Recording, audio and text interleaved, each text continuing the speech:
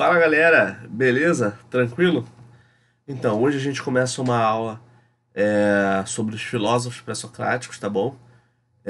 Continuando aí um pouco o que a gente começou a falar na aula passada. Na aula passada a gente falou sobre o surgimento da filosofia, né, no contexto da Grécia Antiga, no período clássico. Falamos aí sobre a atitude filosófica. E quando falamos sobre essas questões, eu falei que os primeiros filósofos que surgem aí no período clássico grego, por volta do século VI, são chamados de filósofos cosmologistas, não é isso? Pois é.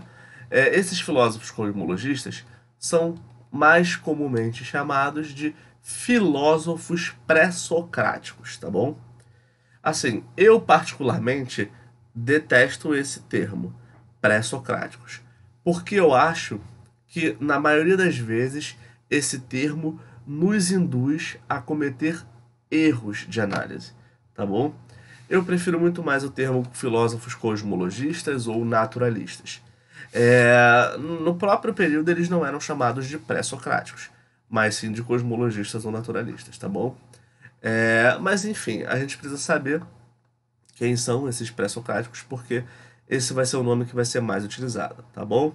Então, se você conseguir entender que os pré-socráticos são os cosmologistas ou naturalistas, tá show de bola, tá bom?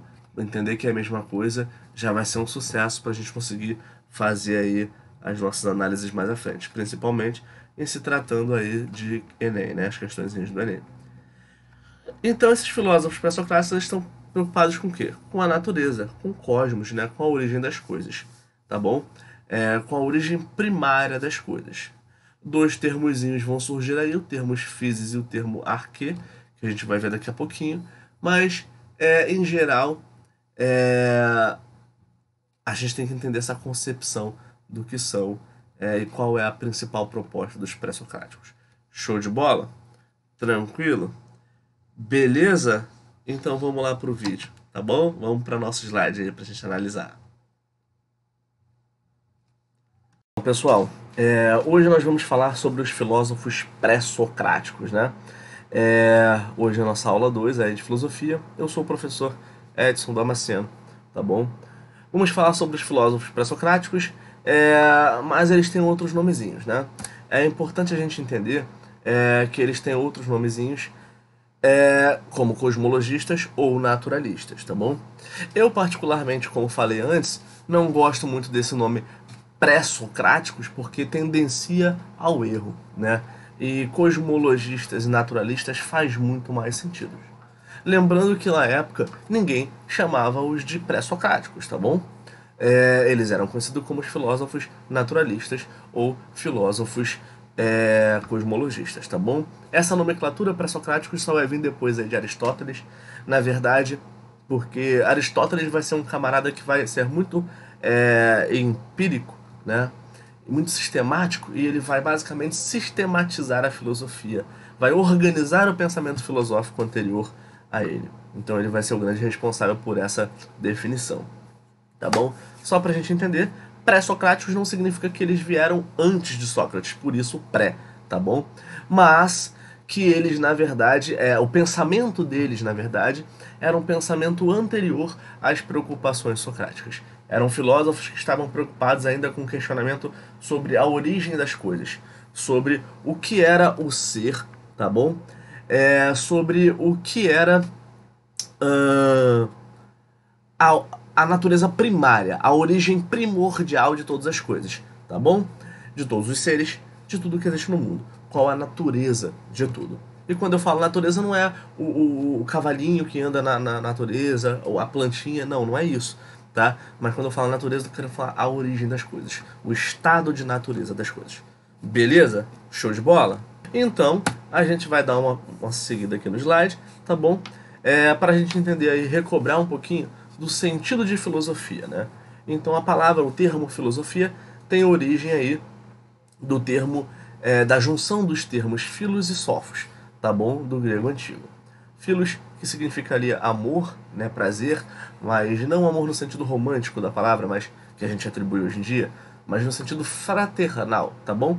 Existem várias expressões na Grécia Antiga para se referir ao amor, e cada amor com um sentido diferente. Geralmente esse amor mais erótico a gente atribui o termo ethos não, é eros, tá bom? O termo eros, e não o termo filo, tá bom? Então o termo filo vai significar um amor mais fraternal. E o termo Sofia, que significa sabedoria ou conhecimento, tá bom? Então o termo aqui, Filos mais Sofia, aqui chega juntando, fica filosofia. E aí, filosofia traz esse sentido de amor pelo conhecimento, paixão pela sabedoria, tá bom? Como eu falei na aula anterior, né?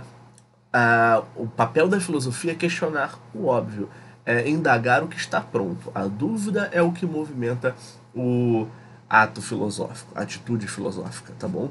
Então, o questionar é fundamental para se chegar ao conhecimento.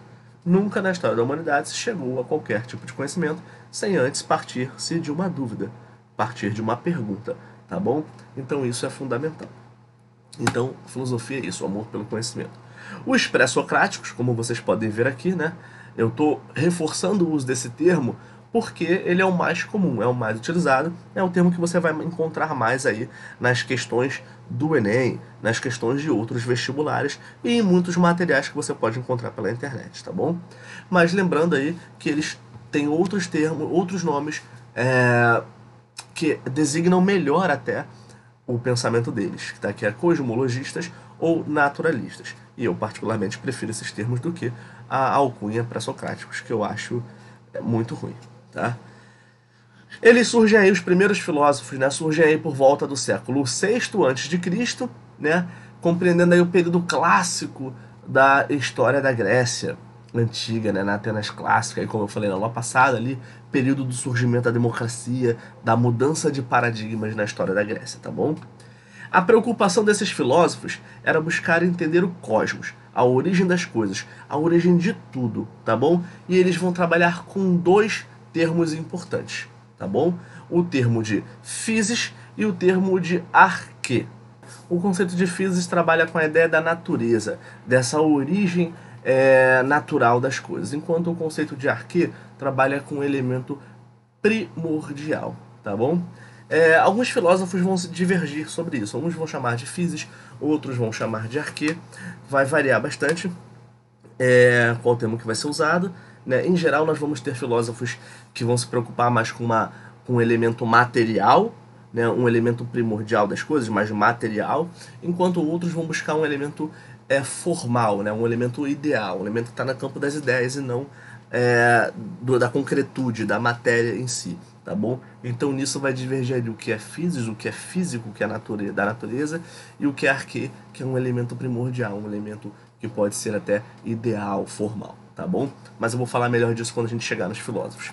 Vamos dar uma olhadinha aqui, né?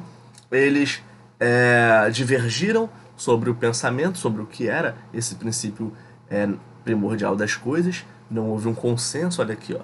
Não houve um consenso sobre a origem primordial, né? Cada um disse uma coisa, mas na verdade todos estavam entendendo uma coisa simples. O único consenso entre eles é que havia um início, havia um início comum para tudo. As coisas não simplesmente surgiram aleatoriamente. Deveria haver um princípio natural para as coisas. Esse era o consenso. Agora, qual princípio?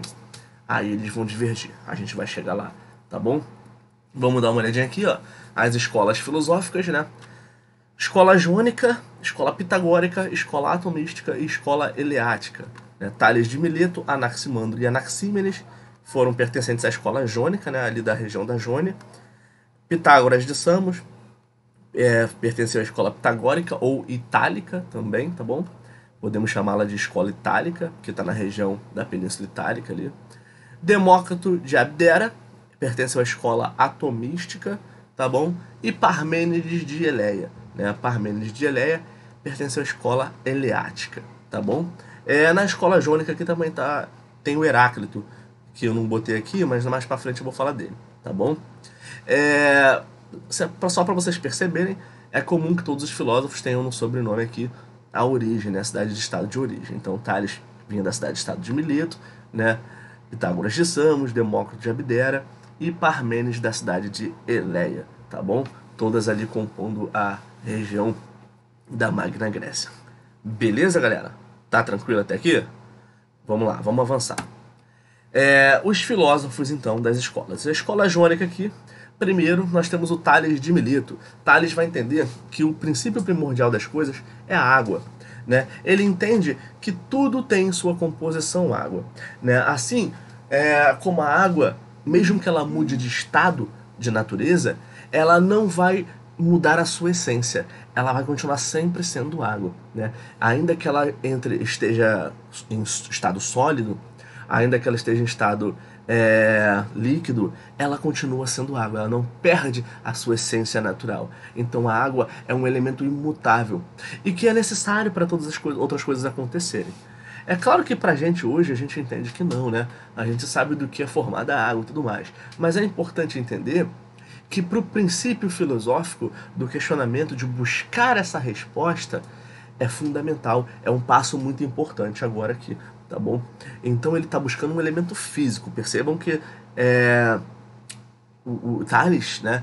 O Tales de Mileto, e não só o Tales, mas todos os pensadores da escola jônica, eles estão buscando ali um elemento físico, algo que exista com concretude, a physis que a gente falou anteriormente, tá bom? Já para o Anaximandro é o apeiron. O apeiron seria um elemento ilimitado, poderia ser ter muitas formas, mas ele era um elemento indefinido. Não tinha como definir o que era o apeiron, ou seja, esse início ele era indeterminado, tá bom? O Anaxímenes vai dizer que é o ar está presente em tudo, o ar se movimenta, o ar ele é essencial, ele é mutável, então o ar é esse elemento primordial segundo Anaxímenes. Para o Heráclito, o fogo vai ser esse elemento inicial, essa origem primária. Porque o fogo ele está em constante mudança, ele nunca é o mesmo. Tá? O fogo, a cada movimento, ele está se modificando. E o fogo toca as coisas, e quando toca as coisas, ele queima, né? Já tomou uma queimadura para ver como é que é complicado?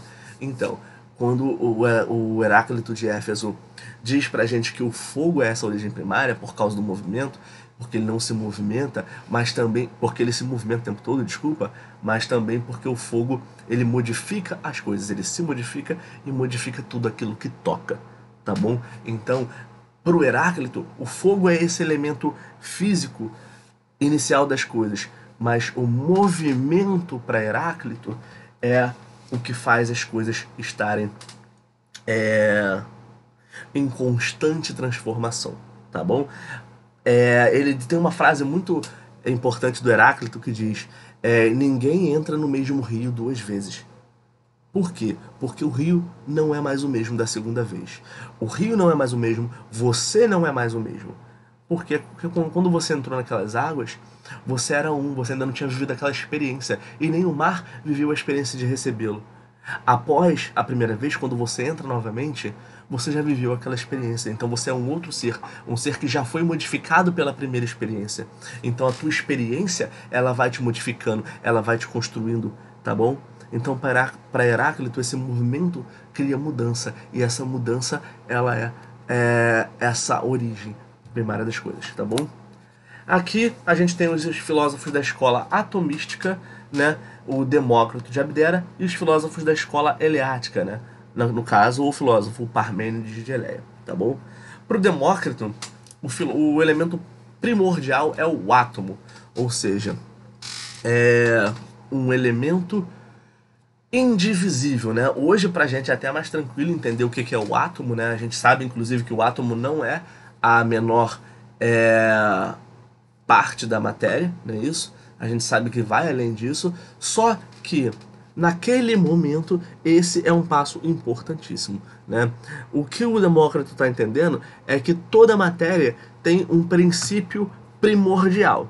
E esse princípio primordial, ele é imutável e ele é indivisível. Ele não pode se subdividir em outros elementos. Ali é o começo. Se ali é o começo, ele é a origem de tudo, é a origem primária. Né? Inclusive o termo átomo vem aí, o A significa negação e tomo vem de tomos que significa não divisível, né? Quer dizer, desculpa, significa divisível, significa divisão. Como A traz a negação, então átomo significa não divisível, é isso. E aí O termo para designar a origem primária para o Demócrito é um termo que já mostra que esse princípio primordial ele é imutável, ele é indivisível, ele é a origem inicial de qualquer coisa, de qualquer matéria. Esse pensamento surge lá no Demócrito, mas muitos físicos, químicos vão depois, muitos cientistas, né, vão trabalhar isso aí na modernidade com esse conceito até refutarem a ideia de o átomo como a origem primária, como uma partícula indivisível, tá bom?